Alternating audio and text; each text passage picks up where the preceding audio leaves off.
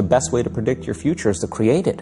Not from the known, but from the unknown. What thoughts do you want to fire and wire in your brain? What behaviors do you want to demonstrate in one day? The act of rehearsing them mentally, closing your eyes, and rehearsing the action. So whatever impact or success or reaching goals or growth or whatever you say, on one level in the physical world, it's about how well you harness your physiological and your psychological process. Knowledge is power, but knowledge about yourself is self-empowerment. If you are little sensitive to life, you will realize you are the biggest issue in your life. So this is one thing that I'm trying to do with people, that you are never the issue in your life. I'm not the issue. My thought, my emotion, my body is never the issue. My thought, my emotion, my energy and my body are my instruments of function. They are not impediments in my life. But I would say for 90% of the human beings, their own body, then the compulsions of the body, the compulsions of their thought, the compulsions of their emotions are ruling them most of the time. So when you yourself are a problem, well, you're on self-help. Whether your body and mind works against you or works for you, this is a big difference. So there is enough evidence to show only when you're in pleasant levels of experience, this happens best. So obviously, joy is first, then growth. If you're joyful constantly and you have no fear of suffering because you understand all human experience comes from within you, and so you have managed to create the kind of experience that you want, now growth is possible unbridled. If you have the fear of falling down and suffering, you will not go very high. So this one fundamental thing has to get across to all the human beings on this planet. Your experience is entirely determined by you. This is what the word karma means, unfortunately. It's become something else here. Karma means action. That means when we say your life is your karma, we are saying your life is entirely your making, 100%. What happens in the world? There are many, many forces involved. What happens within me? It's 100% me. If you don't take charge of this, then you're an accidental life. When you're an accidental life, anxiety is very natural. The moment you start feeling abundant and worthy, you are generating wealth. The moment you're empowered and feel it, you're beginning to step towards your success. The moment you start feeling whole, your healing begins. And when you love yourself and you love all of life, you'll create an equal, and now you're causing an effect. We're not here as human beings having a spiritual experience. It's the other way around. We are all infinite spiritual beings having a temporary human experience. And coming to a place where we live our lives from that infinite place and beginning to know our soul. As we sit here, this is my body, that's your body, this is my mind, that's your mind. There's no such thing as this is my life and that's your life. This is a living cosmos. Everybody is free to capture as much as they want. If you capture substantial amount of life, your very presence will become a significant life. Otherwise, you will become a mediocre life. This is the important thing.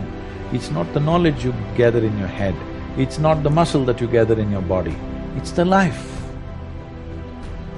We'll use another analogy, a dream. Let us say we're dreaming that we're being attacked by a tiger. In that condition, we're really afraid. We're perspiring, we may even be rolling and screaming in our bed. Now, is that dream real or illusion? The reality is we are having that dream. And the reality, there are tigers somewhere. The illusion is we're identifying with it. We're thinking that that is me in this dream, and that tiger is about to eat me. But in actuality, the dream is real, we're real, but when we're misidentifying with that dream, thinking that that's happening to me now, then that's the illusion. That's the idea of yoga or true spirituality to actually learn to live in harmony with one's own self. We have this physical body, we have the mind and all of the thoughts and emotions that come through the mind, but who are we?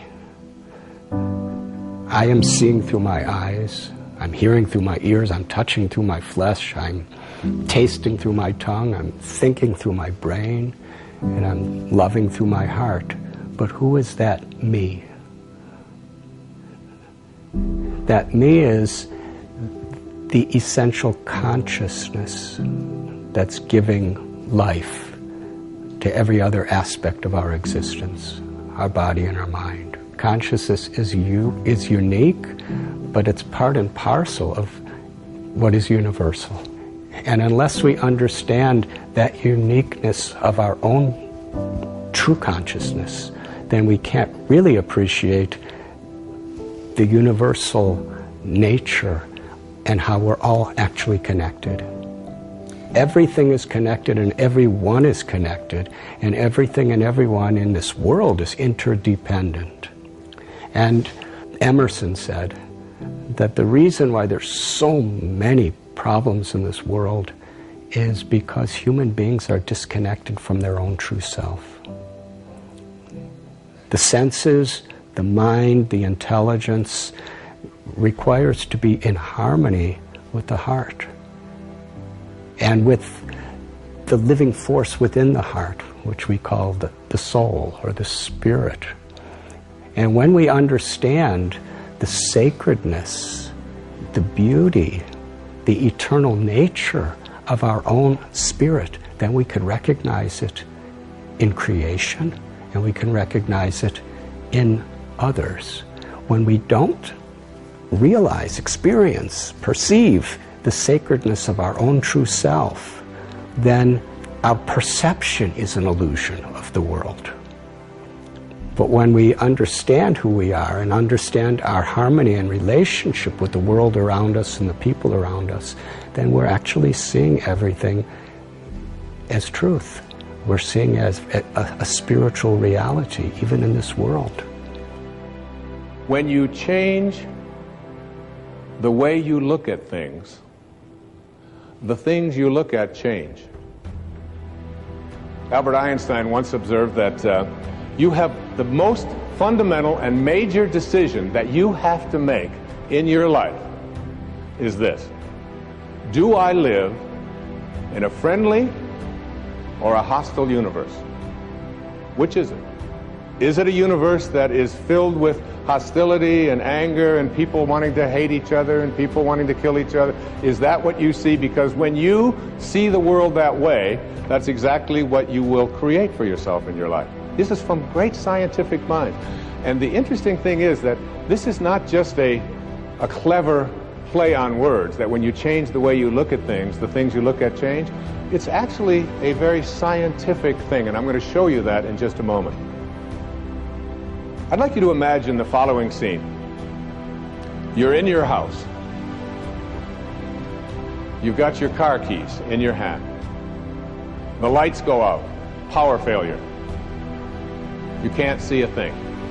You stumble around in your living room and you drop your keys.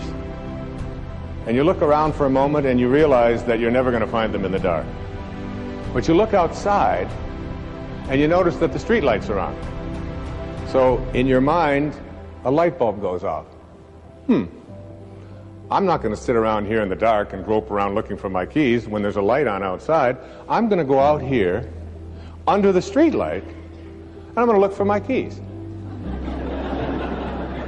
Why are you laughing? This makes a lot of sense. So you're out here and you're groping around and you're looking for your keys and you're looking and looking, and your neighbor comes along and says, "What happened, Wayne?" "Well, I dropped my keys." "Oh, I'll help you look for them." And the two of us are now down here looking for our keys. And looking. Finally, he says to me, "Excuse me, but where did you drop your keys?" "Well, I dropped them in the house." He said, "You mean to tell me that you dropped your keys in the house and you're looking for them out here in the street light? Doesn't make any sense." And I said, "Well, it doesn't make any sense to grope around in the dark when there's light out here." Now you laugh and you think how silly that is, but isn't that exactly what we do when we have a problem, a difficulty, a struggle that is located inside and we're looking for the solution outside, someplace outside of ourselves? It would be like going to the doctor and telling him all of your symptoms, and the doctor says, oh boy, you've got a lot of symptoms. And he starts writing out prescriptions.